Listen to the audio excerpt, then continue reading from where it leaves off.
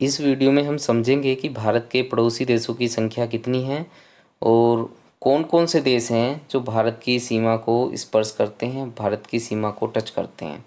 तो उसके लिए बहुत ही एक सिंपल ट्रिक है, आपको याद रखना है बचपन में MBA। क्या?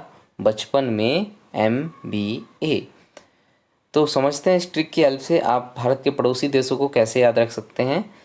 इक्वली सभी को लिए समझ आ जाएगा, इस हिंदी इंग्लिश का कोई मैटर नहीं है इसमें, सभी इसको समझ सकते हैं। ठीक है, तो बचपन वैसे क्या याद रखना है? बांग्लादेश। जैसे आपको रखना है याद चीन, पैसे पाकिस्तान और नैसे नेपाल।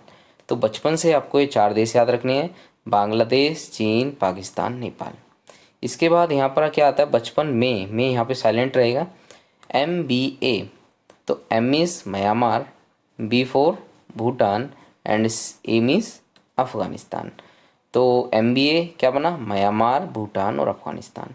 तो यहाँ से 4 देश आपके ये हो गए, प्लस 3 देश आपके ये हो गए।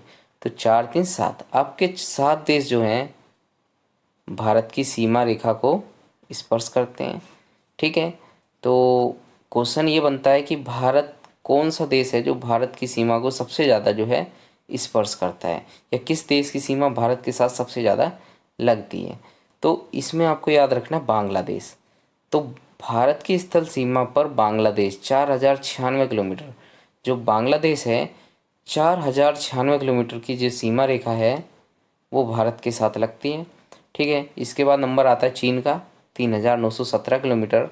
तीसरा नंबर पाकिस्तान का, आपको इसको असेंडिंग ऑर्डर में भी आपसे पूछ लेता है। पाकिस्तान का 3310 किलोमीटर।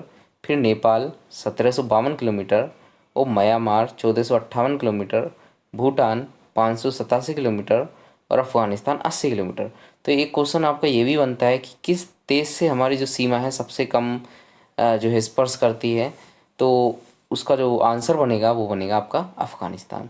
तो कुल 7 देश जो भारत की सीमा रेखा को स्पर्श करते हैं, ठीक है, सीमा के साथ लगे हुए हैं।